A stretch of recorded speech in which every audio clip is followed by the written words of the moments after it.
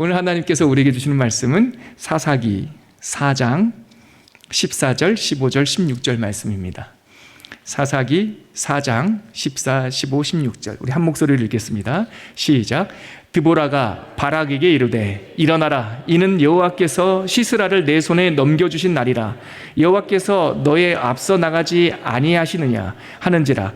이에 바락이 10,000명을 거느리고 다볼산에 내려가니 여호와께서 바락 앞에서 시스라와 그의 모든 병거와 그의 온 군대를 칼날로 혼란에 빠지게 하시매 시스라가 병거에서 내려 걸어서 도망한지라. 바락이 그의 병거들과 군대를 추격하여 하루셋 학고임에 이르니 시스라의 온 군대가 다 칼에 엎드러졌고 한 사람도 남은 자가 없었더라. 아멘. 여러분, 이제 우리가 모세오경을 끝나고 지난주부터 역사서 읽기로 들어왔는데요. 역사서는 12권이다. 기억나시죠?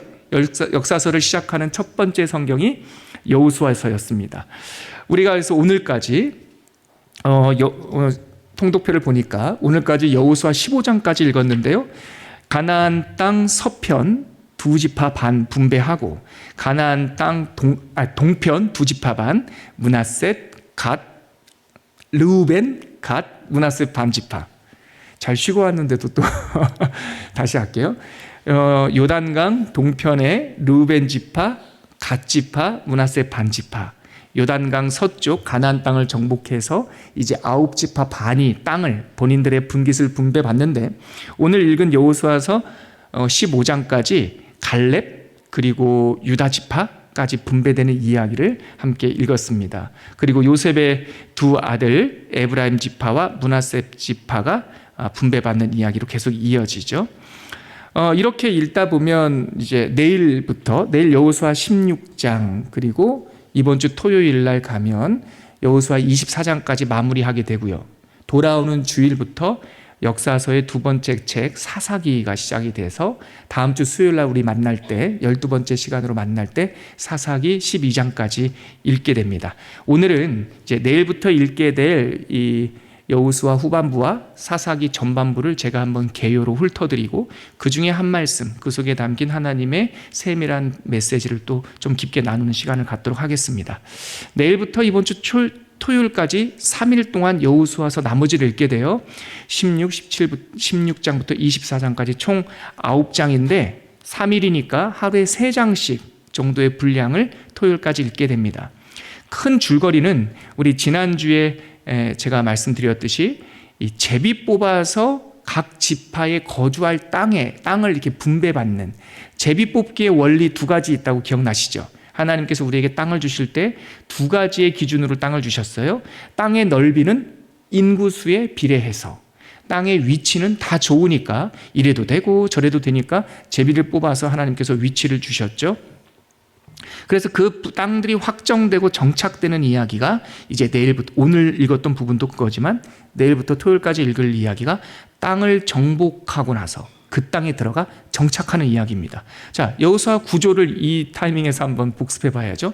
여호수아는 두 파트로 나눌 수 있다. 1부, 2부 기억나시죠? 1부는 가나안 땅을 정복하라. 2부는 가나안 땅에 정착하라. 지금 이제 정착하는 이야기를 이번 주 토요일까지 계속 읽을 겁니다. 그래서 제 2부 가나안 땅에 정착하라라고 하는 내용을 보면 전체적인 내용은 13장부터 19장 그리고 24장까지 쭉 이어지는데요. 자, 자막을 한번 보십시오. 요단강 동편을 받은 지파, 아까 말씀드렸던 2지파 반. 자막을 보면서 한번 같이 읽어볼까요? 2지파 반입니다. 시작. 르우벤 지파 그리고 갓 지파, 므낫셋 반지파. 13장에 이미 모세 때 확정을 받은 거니까, 도장을 찍은 거니까 13장에 다시 한번 복습하고요. 그리고 14장부터 19장까지 나머지 9지파 반이 요단 서편의 땅을 분배받는데, 자막을 보면서요, 먼저 최우선으로 지파는 아니고 여호수아와 더불어 하나님으로부터, 모세로부터 야, 네가 특별히 그 땅을 줄 것이다. 그 가데스 바네아에서 땅을 먼저 확정받은 갈렙이 어느 지파에 속했습니까? 유다 지파 이후에 장자의 두 몫을 가진 요셉 지파, 큰아들 므낫세와 작은아들 에브라임, 그래서 그 두 지파가 총, 그러니까 갈렙, 유다, 요셉 지파, 큰 지파들이 길갈이라고 하는 최초의 성막을 친 그곳에서 제비를 뽑았고요. 이제 나머지 7지파가 있는데 그때 거의 다 정복을 했으니까 요단강 서쪽 길갈이 아니라 이 성막을 한번 옮겨요. 어디로 옮기냐면 실로라고 하는 곳으로 옮겨서 거기서 7지파 나머지 자막 보이시죠? 베냐민, 시므온, 스불론, 이사갈, 아셀, 납달리까지요. 이 6지파가 실로에서 분배를 받습니다. 자, 이제 내일부터는요. 이제 유다 지파가 오늘까지 15장까지 유다 지파 땅 확정받는 건 다 끝났고 내일 16장에 들어가면 이제 요셉 지파의 요셉 가문의 2지파 에브라임 16장 그리고 므낫세 반 나머지 반 17장 이렇게 분배받는 이야기를 읽고요. 그리고 이제 베냐민 지파부터 실로로 옮겨서 방금 말씀드렸듯이 실로라고 하는 땅으로 옮겨서 나머지 지파들이 땅을 분배받는 게 19장까지 이어집니다. 네, 뭐 이 정도. 이때 다 이제 동쪽 서쪽 다 12지파가 다 분배받고 나서 여호수아가 무슨 일을 하냐면 여러분 우리 초원교회에서 성도님들이 아주 익숙한 단어가 있죠. 창세기 15장 5절에 있는 하나님께서 아브라함에게 잠을 자고 있는 아브라함에게 초원 바깥 텐트 바깥으로 나오라고 하고 나서 하늘을 봐라 하면서 너희 자손이 이 뭇별들처럼 많아질 것이다. 기억나시죠? 저희 초원교회 자막이 있으니까 같이 한번 읽어볼까요? 시작. 그를 이끌고 밖으로 나가 이르시되 하늘을 우러러 뭇별을 셀 수 있나 보라. 그에게 이르시되 네 자손이 이와 같으리라. 사실 이 뭇별 교회로는 저희 교회의 고유한 사명이라기보다 하나님의 교회의 특징이에요. 우리 하나님의 교회는요 바벨탑 쌓듯이 모이자 높게 탑을 쌓아 높은 곳에 이르자 그런 방향이 아니라 모였다가 별이 된 후에는 흩어져 하나님의 이야기를 땅끝까지 이르러 내 증인이 되리라. 이게 사실 하나님의 교회론의 중심이죠. 이 정신은 예수님 승천 후 교회가 탄생할 때도 주셨던 거예요. 예수님께서 승천하시면서 제자들에게 2가지를 당부하셨어요. 첫 번째 당부가 뭐냐면 너희는 예루살렘을 떠나지 말고 아버지께서 너희에게 약속한 것을 기다리라. 몇 날이 못되어 약속한 것을 선물로 받으리니. 이게 뭡니까? 성령 하나님, 성령 세례죠. 그러니까 섣불리 막 달려가지 말고 모여서 성령 세례를 받아야 된다. 한 성령, 성도가 서로 교통하는 것과 한 성령 받은 후에 사도행전 1장 8절에 보면 무슨 말씀이 있죠? 오직 성령이 너에게 임하시면 너희가 권능을 받고 예루살렘과 온 유다와 사마리아와 땅끝까지 이르러 내 증인이 되리라. 그러니까 지금 사도행전 1장 8절 이 말씀은 뭇별교회론의 이 선교적 버전인 거죠. 그러니까 흩어져야 돼요.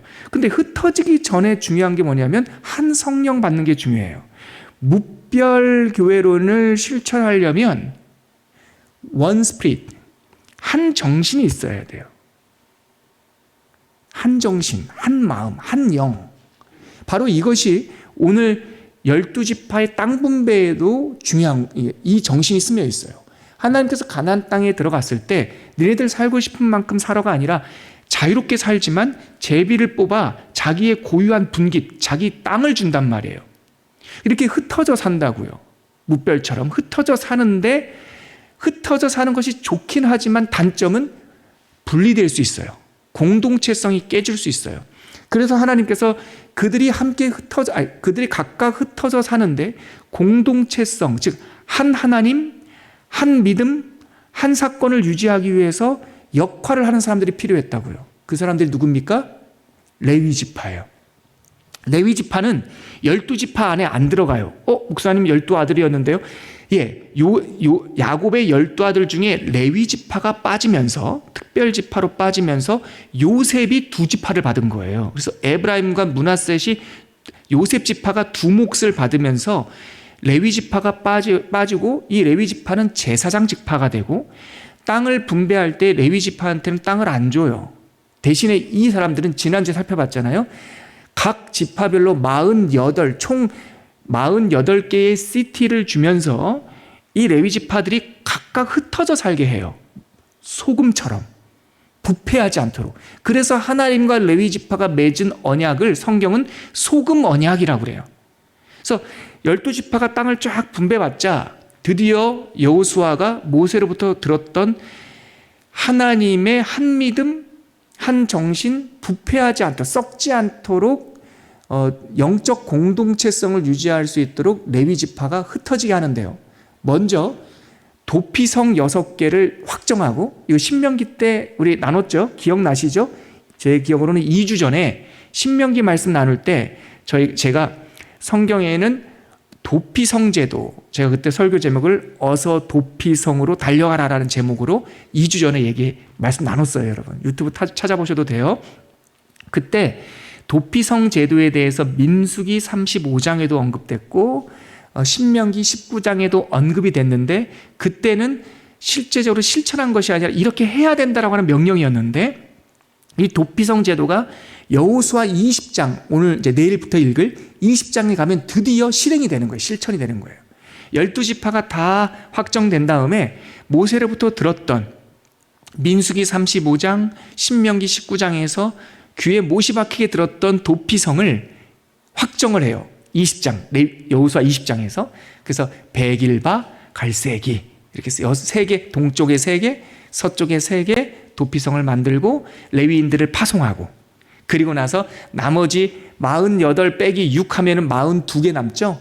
42개 그 각각 지파의 시티 안으로 레위 지파들이 쫙 흩어져 살아요. 그래서 여러분 혹시 그거 아세요? 사무엘상 시작할 때 에브라임 지파의 라마다임 소빔에 엘가나라고 하는 제사장이 살아요. 엘가나는 제사장이니까 레위 지파겠죠? 근데 그 사람이 살고 있는 곳이 에브라임 땅에 살고요, 라마다임 소빔이라고 하는 조그마한 마을에 레위 지파가 살았던 거예요. 그러니까 사무엘의 아버지는 레위 지파인데 에브라임 산지에 살았던 레위 지파이고, 거기 중에 라마다임 소빔이라고 하는 곳에서 정착하게 하고 살던 레위 지파인 걸 알 수 있게 되죠. 이해되시죠? 그래서 사무엘은 에브라임 산지에 살았다고 해서 에브라임 지파 사람이 아니고 레위 지파 사람인 거죠. 자, 이해가 되시죠? 그게 내일부터 읽게 될 땅 분배 후에 이스라엘 백성, 레위 지파들이 쫙 흩어지는 내용이고요.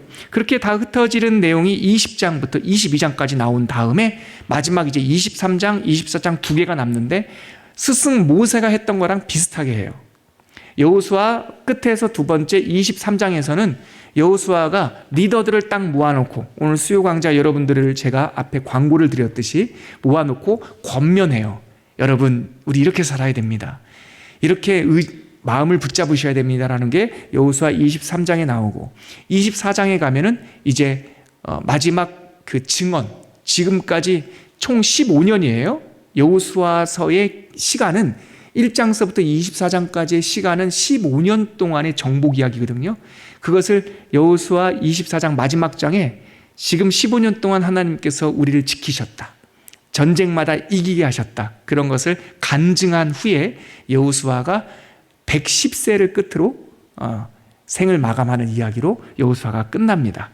근데 여기서 여러분 한 포인트 여러분들하고 나누고 싶은, 오늘 설교의 주제는 아니지만 꼭 짚고 가고 싶은 하나의 은혜의 흔적이 있어요. 뭐냐면 여호수아는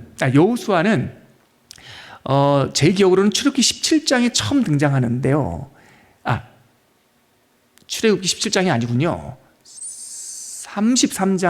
33장쯤 되는 것 같아요. 금송아지 사건 이후에 하나님께서 떠나겠다고 하니까 모세가 하나님 앞에 중보기도 하잖아요. 떠나지 말아달라고. 그때 회막을 지어놓고 모세가 하나님께 간절히 간구할 때 여호수아가 처음으로 등장해요. 거기에 17장에도 등장하지만 어디에요? 아말렉과의 전쟁에도 등장하지만, 제가 말씀드리는 이 출애굽기 33장인가 34장에서 등장하는 것은 모세의 수종자 젊은 아들, 젊은 수종자 여호수아라는 표현이 나와요. 제가 33장이네요. 출애굽기 33장 11절인데 제가 한번 읽어드릴게요. 벌써 자막도 나왔네요. 그럼 자막 보시면서 같이 한번 읽어볼까요? 같이 읽겠습니다. 시작.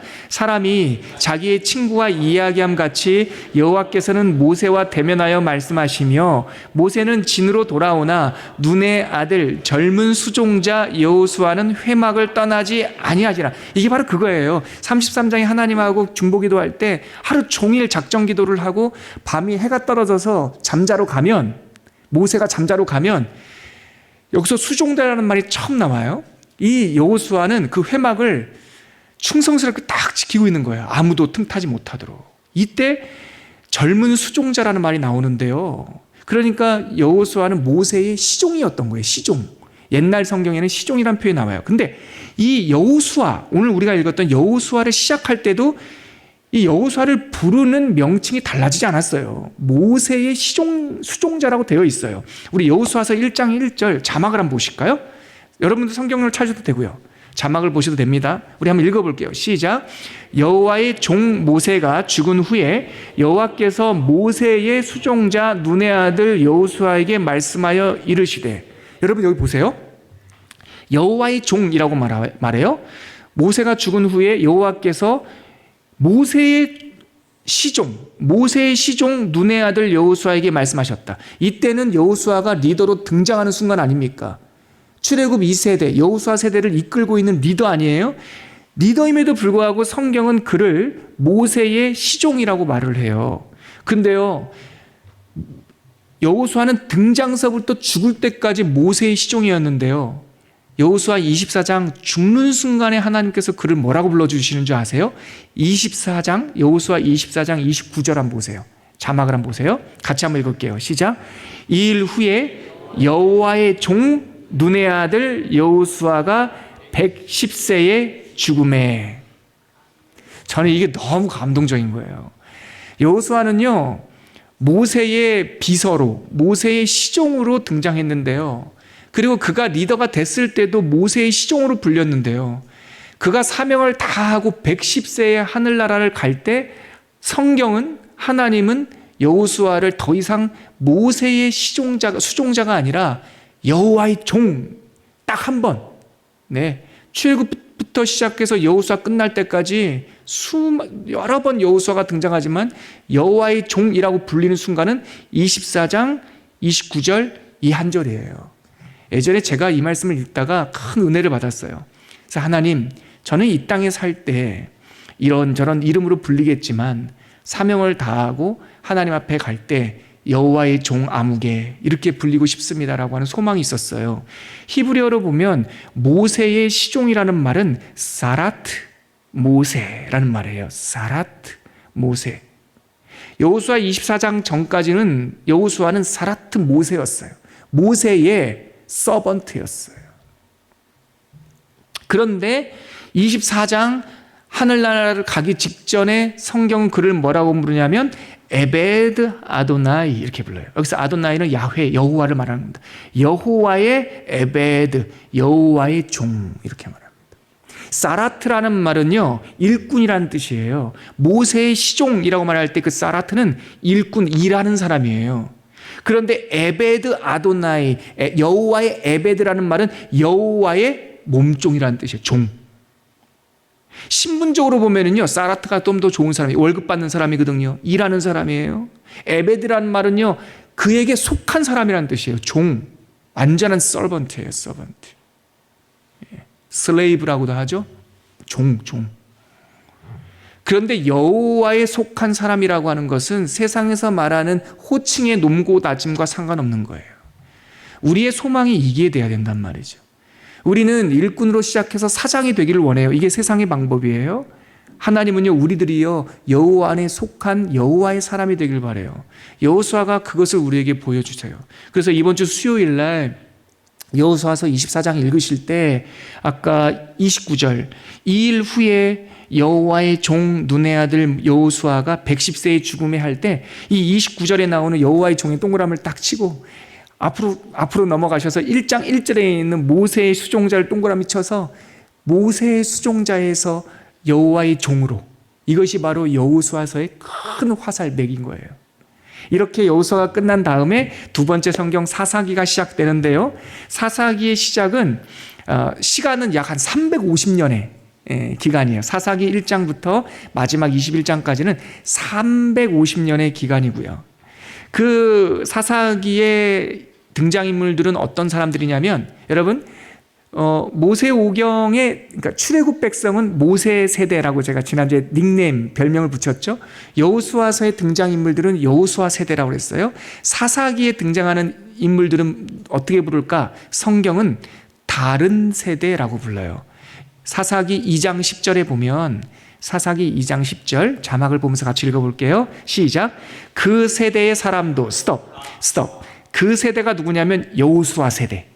여호수아 세대입니다. 다시 읽을게요. 시작. 그 세대의 사람도 다 그 조상들에게 돌아갔고 그 후에 일어난 다른 세대는 여호와를 알지 못하며 여호와께서 이스라엘을 위하여 행하신 일도 알지 못하였더라. 네, 사사기 역사서의 두 번째 책 사사기는 무슨 내용입니까? 다른 세대 이야기입니다. 출애굽 이후에는 모세 세대, 여호수아서는 여호수아 세대, 사사기는 다른 세대들의 좌충우돌 집 나가는 아이 다시 잡아놓고 집 나가는 아이 다시 잡아놓고 하여튼 사춘기를 제대로 겪는 듯한 그런 제가 자주 쓰는 말이죠. 엉망진창인 이야기가 12번 반복되는 것이 사사기입니다. 사사기 구조는요. 사사기란 말은 히브리 말로 쇼페팀이라고 그래요. 판관들, 사사들이라는 거예요. 이때는 재정일치, 정치적, 종교적 리더를 한 사람이 하던 거, 이 쇼페팀들의 책이 사사기예요. 사사기 구조를 한번 봐야죠. 사사기 구조는 아까 여호수아는 정복, 정착 2부였다면 이 사사기는 서론, 본론, 결론 3부라고 보시면 돼요. 서론은 1장과 2장, 사사기가 시작되는 다른 세대의 분위기가 어떤가라는 것이 1장, 2장. 계속 실패하는 거예요. 완전 정복 실패. 큰 땅으로 12지파가 분배받았는데 그 안에 이미 주인 노릇하며 살고 있던 이방 가나안 민족들이 있잖아요. 하나님께서 이렇게 내쫓으라고 그러는데 완전 정복을 실패해요. 이게 1장, 2장. 그리고 본론은 뭡니까? 3장서부터 16장까지 12명의 사사들, 이렇게 완전 정복을 실패한 350년 동안 하나님 앞에 잘 붙어 있으면 성공시대를 열다가 하나님 리더가 없어지면, 리더가 얼마나 중요한지 몰라요. 리더가 없어지면 이 사람들이 여호와의 목전에서 악을 행하여 다시 떨어지니까 이방의 볼모가 되고 종이 되고 힘들다고 막 부르짖으면 하나님께서 또 다른 사사를 보내주셔서 다시 성공시대를 열고, 또 이 사사가 죽으면 또 여호와의 이거 계속 반복되는 말입니다. 제 말이 아니라 그들이 여호와의 목전에서 악을 행하여 하나님께서 그들을 누구누구의 손에 넘기심에 또 이방 사람의 종이 되고, 이걸 12번을 해요. 그 12번을 노병균 목사는 앞글자 따서 외우잖아요. 옷, 에, 삼드, 기돌, 야, 입, 엘, 앞삼. 여전히 방언 같죠? 한번 따라해 보시겠어요? 이거 이제 방언처럼 의미 없이 따라하지만 입에 찰싹 붙는 날이 있을 겁니다. 한번 따라해 볼게요. 옷, 에, 삼드. 감사합니다. 유치하다고 생각하지 않고 따라해 주셔서 한 번 더 해볼게요. 옷, 에, 삼드. 에, 삼.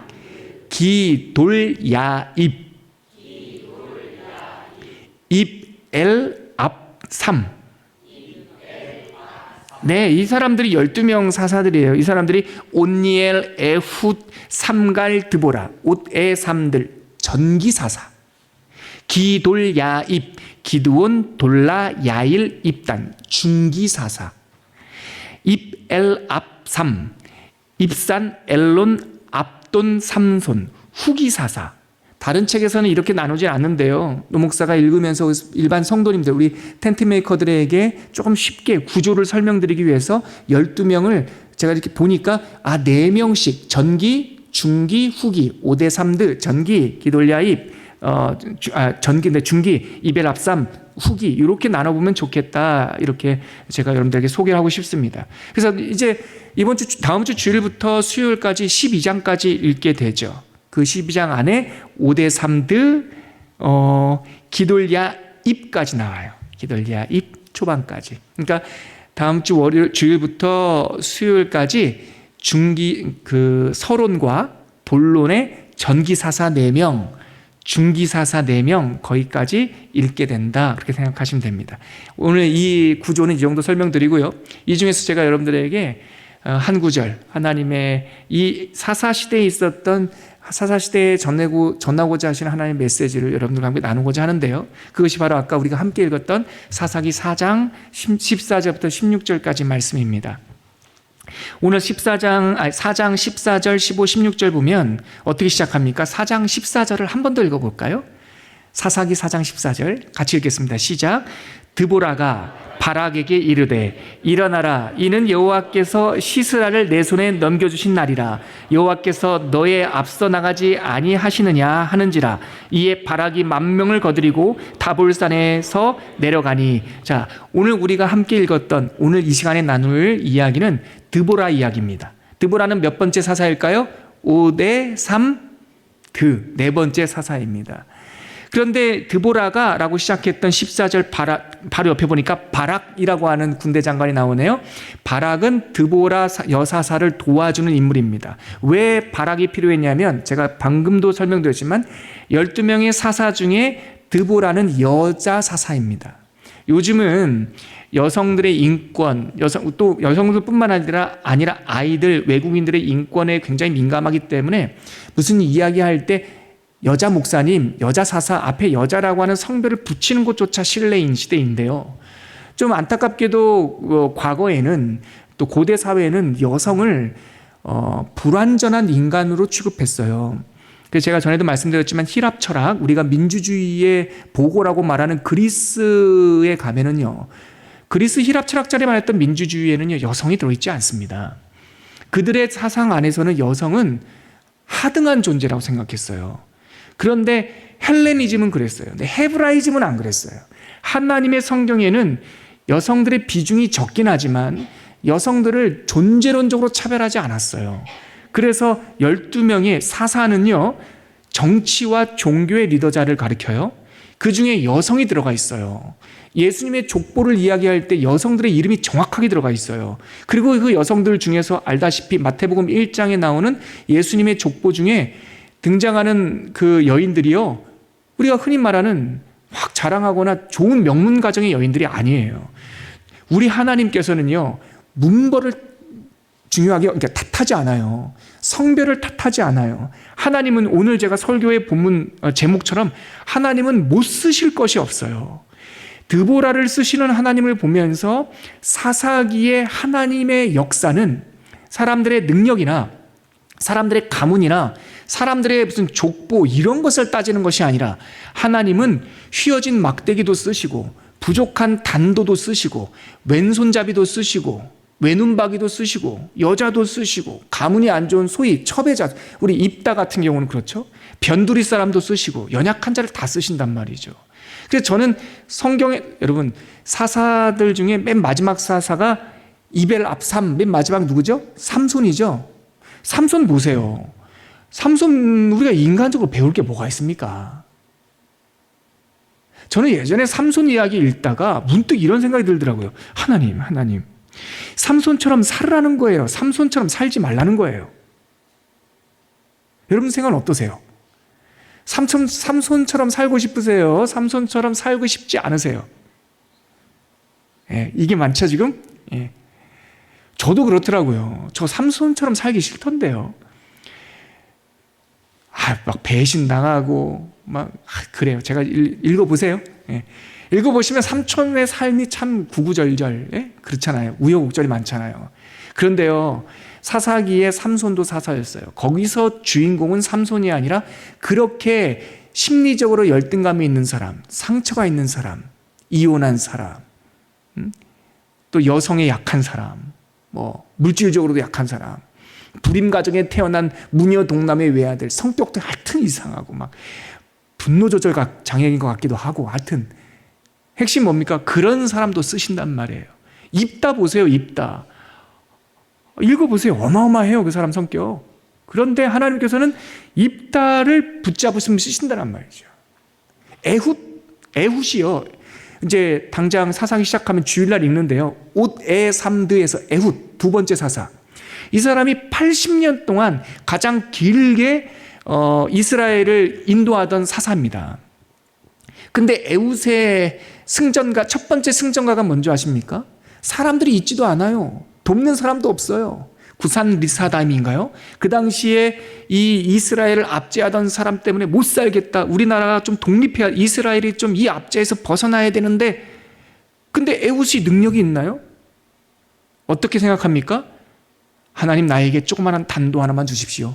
그래가지고 단도 요만한 거 하나 왼쪽 다리에 차고 들어가요.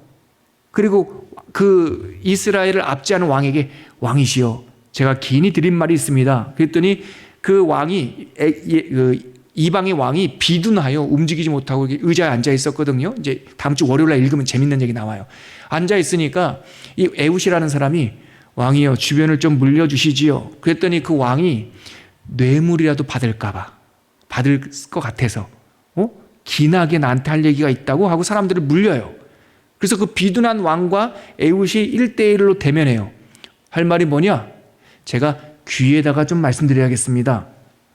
그래? 뭐 대단히 좋은 거 갖고 왔나 본데? 그래 일로 와봐 해가지고 에훗이 그 앞에 쭉 갑니다. 그리고 보통 오른손잡이니까 오른손으로 이렇게 얘기하려고 하다가 사실 에훗은 왼손잡이였거든요. 왼쪽에 있는 다리 밑에 있는 단도를 빼서 그렇게 해서 대적의 심장을 찌른단 말이에요. 그리고 나서 그 나라 이스라엘을 억압하던 그 나라들이 와해되면서 독립이 일어나요. 운동이 일어나면서 80년 동안 리더하게 돼요. 여러분 12명 사사 중에 가장 오랫동안 통치했던 에훗조차도요, 베냐민 지파, 작은 지파란 뜻이에요. 베냐민 지파 왼손잡이 에훗이었어요. 대적에 비하면 뭐 군사가 있는 것도 아니고 세력이 있는 것도 아니고 전략이 있는 것도 아니에요. 사사기에 등장하는 모든 사사가 다 이런 사람이에요. 대적에 비하면 작은 사람, 개인적인 성격으로 보면 모난 사람, 삐뚤어진 사람, 가난한 사람, 성격적으로도 부족한 것이 많은 사람. 오늘 우리가 읽었던 사사기 4장에서는 드보라와 같은 여성, 나가서 싸울 수가 없는 여성, 이런 사람들조차도 하나님께서 쓰신단 말이에요. 보세요. 드보라는 12명의 사사 중에 전쟁에 나가지 않는 사사입니다. 그러니까 하나님께서 누구를 보내주세요? 군대 장관 바락을 보내줘요. 하나님께서는 보충하시는 하나님이에요. 반전의 하나님이세요. 내가 부족하니까 그래 너 부족한 거 안다. 그러니까 내가 도와줄게. 역전시키시는 하나님이에요. 사사기는 인간의 눈높이에서 보면 좀 표현이 좀 이게 표준어니까 그냥 쓸게요, 여러분. 느낌이 확 와요. 사사기는 인간의 눈높이에서 보면은 지랄 맞아요. 믿었다 안 믿었다, 믿었다 안 믿었다, 믿었다 안 믿었다. 근데 하나님의 눈높이에서 딱 보면 그렇게 휘어진 막대기조차도 쓰시는, 그런 사람들도 붙드시는 하나님의 승리 이야기예요. 하나님의 성공이 하나님 백성의 성공이죠. 하나님과 붙어 있을 때 쓰임받고 반전하고, 그래서 못 쓰실 것이 없는 하나님의 이야기가 사사기의 이야기입니다. 그 중에 중심에 드보라가 있고요. 오늘 읽었던 우리 14, 15, 16절에 바로 이 드보라 시대 때 이스라엘 백성을 괴롭히던 사람들이 누구냐면 미디안 사람들이었어요. 미디안 사람들이 어떤 정도로 힘이 셌냐면요, 우리 4장 1절부터 5절까지 보시면, 제가 한번 빠르게 읽어드릴게요. 사사기 4장 1절부터 5절 배경을 좀 아셔야 돼요. 제가 읽을게요. 에훗이 죽으니, 에훗은 80년 동안 다스렸던 사사입니다. 에훗이 죽으니 이스라엘 자손이 또 여호와의 목전에 악을 행하며 여호와께서 하솔에서 통치하는 가나안 왕, 제가 아까 미디안이라고 했죠. 취소요. 가나안 하솔랑 야빈의 손에 그들을 파셨으니 그의 군대 장관은 하로셋 학고임에 거주하는 시스라요. 야빈 왕은 철병거 900대가 있어 20년 동안 이스라엘 자손을 심히 학대하였으므로 이스라엘 자손이 여호와께 부르짖었더라. 그때 랍비돗의 아내 여선지자 드보라가 이스라엘 사사가 되었는데, 그는 에브라임 산지 라마와 베델 사이 드보라의 종려나무 아래에 거주하였고 이스라엘 자손은 그에게 나가 재판을 받더라. 무슨 상황이었냐면요, 80년 동안 백성을 인도하던 에훗이 죽으니까 이스라엘 백성들이 여호와의 목전에서 또 악을 행했어요. 그래서 하나님께서 이들이 하나님과 떨어지니까 낭떠러지에 떨어졌죠.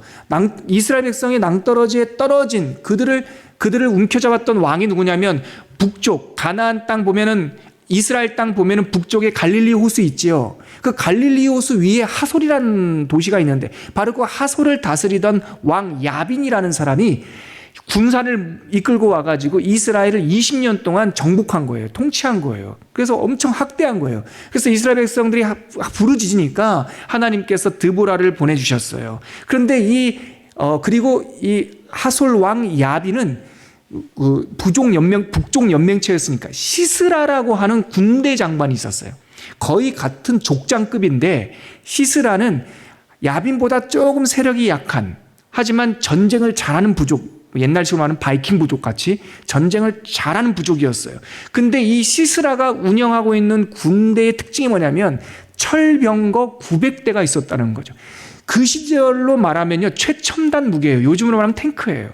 이스라엘 백성들은요, 청동기 가지고 있는데 북쪽 하솔왕 야빈은 시스라를 앞세워서 탱크 900대를 갖고 있어요. 이 게임이 안 되죠. 이때 전쟁에 나갈 수도 없는 여성 드보라를 사사로 세웠어요. 더더욱 계산이 안 나오죠. 그러니까 그러나 하나님께서 하시면 그게 더 답이 있단 말이죠. 그 드보라를 돕기 위해서 바락이라고 하는 선지자를 돕는 장군을 세웠고, 이 바락이 어디 사람이냐면 스불론, 이 납달리 북쪽, 즉 하솔 바로 옆에 사는 사람이에요. 그 바락을 통해서 전쟁을 일으키는데요, 제가 전해두고 싶은 건 이거예요. 이겼어요, 전쟁을. 드보라와 바락이 병사 10,000명, 이 농기구 들고 있는 군대도 아니고 그냥 일반적인 의병 10,000명을 이끌고 가가지고 전쟁을 했는데요, 탱크 900대를 갖고 있는 대군대를 이겼어요. 어떻게요? 이것이 바로 반전의 하나님의 묘미입니다. 여러분, 탱크와 농사꾼이 붙으면 어떻게 농사꾼이 이깁니까? 근데 무슨 일이 있었는지 아세요? 여러분, 사사기 4장과 사사기 5장은요, 참 재밌는 성경인데요, 둘 다 드보라 이야기를 해요. 사사기 4장은 역사가의 입장에서 이런 일이 있었다라고, 언제 누가 병거를 몇 대 가지고 어떻게 싸워서, 이런 얘기가 4장에 나오고요, 똑같은 이야기가 5장에 나오는데 이건 시인이에요. 시인. 이 이야기를 노래로 쭉 엮은 거예요. 그래서 여러분들 성경 5장 한번 보시겠어요? 5장 똑같은 이야기예요, 둘 다. 5장 1절에 보면 이날에 이긴 다음에, 승리를 한 다음에 드보라와 아히노암의 아들 바락이 노래하여 이르되 하면서 2절에 보니까 어떻게 시작합니까? 이스라엘의 영솔자들이 영솔하였고, 이렇게 시작하죠. 자막 보지 말고 성경책을 한번 보시면 2절서부터는 한마디 정도 살짝 들어가 있죠. 들어가 있어요? 안 들어가 있어요? 여러분들 성경책에 1절에는 안 들어가 있는데 2절서부터는 살짝 들어가 있죠. 시예요, 시. 그러니까 성경에 그게 기법인데, 이야기를 쓰면은 앞줄 맞춰가지고 쭉 쓰다가 이게 시편이나 노래나 뭐 이런 거면 살짝 들었어요. 그러니까 똑같은 이야기를 4장에서는 역사가의 입장에서 그 신문 기사 쓰듯이 쭉 진술하고, 5장에 가면 노래하듯이, 시 쓰듯이 운문체로 쓰는 건데요, 그때 무슨 일이 있었는지 5장에 나와요. 전쟁할 때 4절인데요, 우리 사사기 5장 4절, 무슨 일이 있었을까요? 전쟁할 때 무슨 일이 있었기에 10,000명의 농사꾼이 탱크 900대를 앞세운 대군대를 20년 동안 다스리던 군대를 이겼을까요? 자, 5장 4절 같이 읽겠습니다. 시작. 여호와께서 주께서 세일에서부터 나오시고 에돔들에서부터 진행하실 때에 땅이 진동하고 하늘이 물을 내리고 구름도 물을 내렸네. 이거예요, 여러분. 어떻게 이겼는지 아시겠어요? 탱크를 앞세운 철병거, 그들의 장점으로 백성들을 정말 이렇게 압제하고 압도적으로 이겨야 되겠다라고 시스라가 병거를 밀고 쫙 올 때, 그때 마침 하늘이 진동하면서 하늘에서 장막이처럼 물이 막 쏟아진 거예요. 물난리가 난 거예요. 물난리가 나면 병거는 달릴 수 있습니까? 못 달리죠.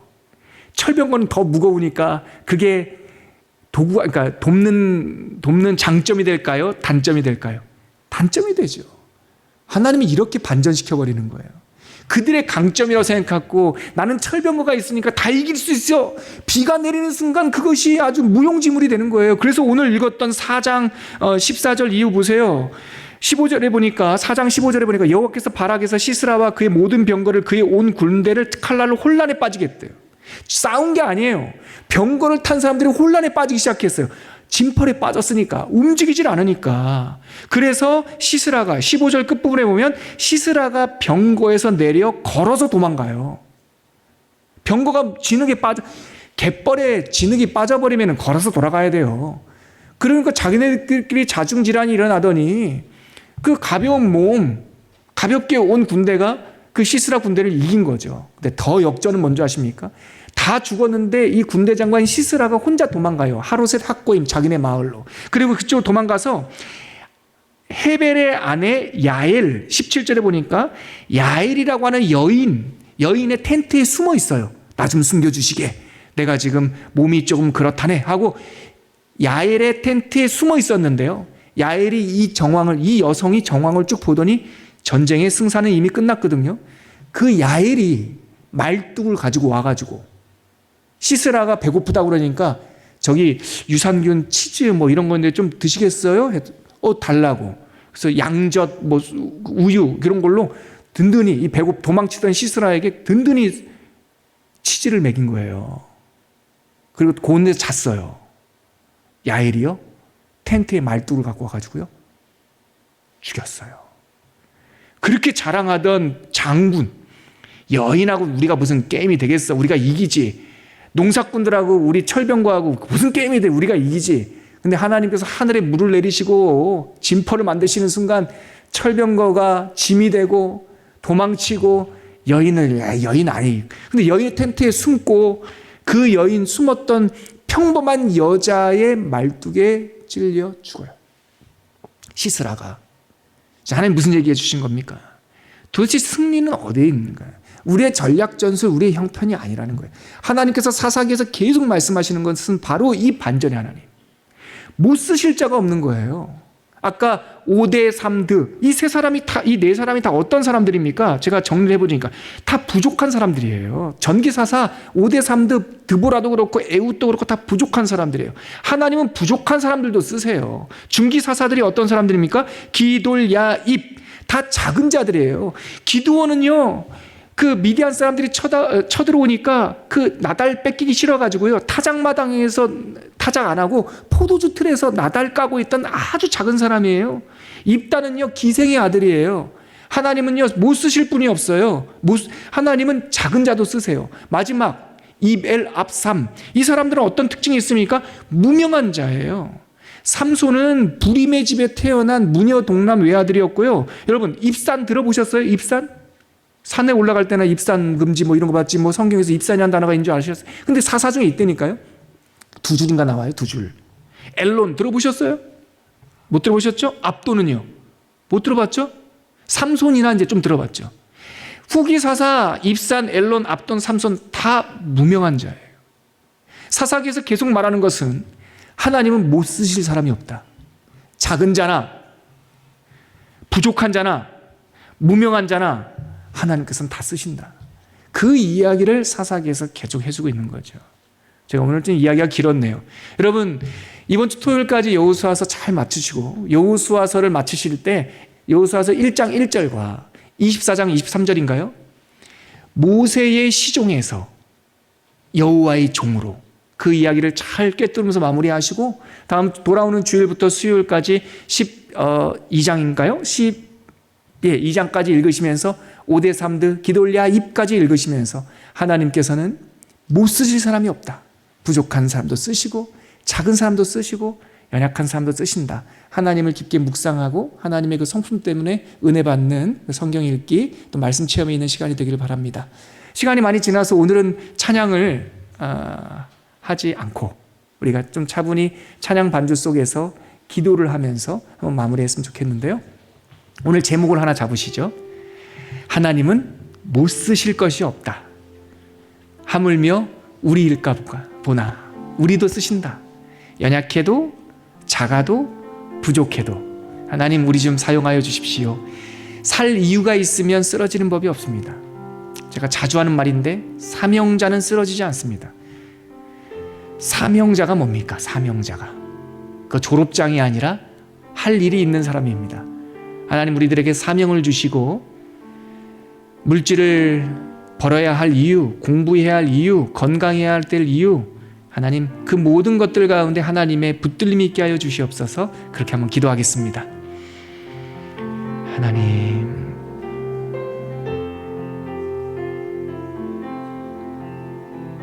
주님 감사합니다. 우리를 붙잡아 주셔서 하나님의 손에 붙들린 하나님께서 쓰시는 한 사람이 될 수 있도록 주님 붙잡아 주시옵소서. 함께하여 주시옵소서.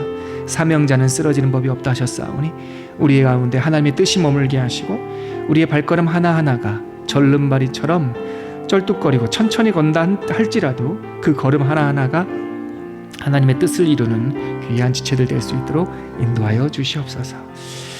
하나님, 매주 성경을 읽는 것이 때로는 큰 사건, 시간을 관통하면서 그 속에 담긴 하나님의 메시지를 놓칠 때가 많습니다. 이번 주도 여호수아를 마무리하고 사사기를 들어갑니다. 큰 이야기여서 우리가 그 속에 담긴 하나님의 음성을 놓칠 수도 있는데 오늘 이 시간 아버지의 음성에 귀를 기울이고 마음에 담는 시간 되게 하여 주시고 우리가 여호와의 종으로 살고 싶다라고 하는 소망, 하나님께서는 못 쓰시지 못할 사람이 없다라고 하는 하나님의 뜻, 하나님께 붙들린 삶을 살 수 있도록 이끌어 주시고 하나님께서 붙드실 때 이루시고 승리하시고 하나님 승리의 시대, 더불어 성도의 승리의 시대를 살 수 있음을 소망하고 기대하게 하여 주시옵소서. 그렇게 하여 주실 우리 주 예수 그리스도의 이름으로 기도합니다. 아멘.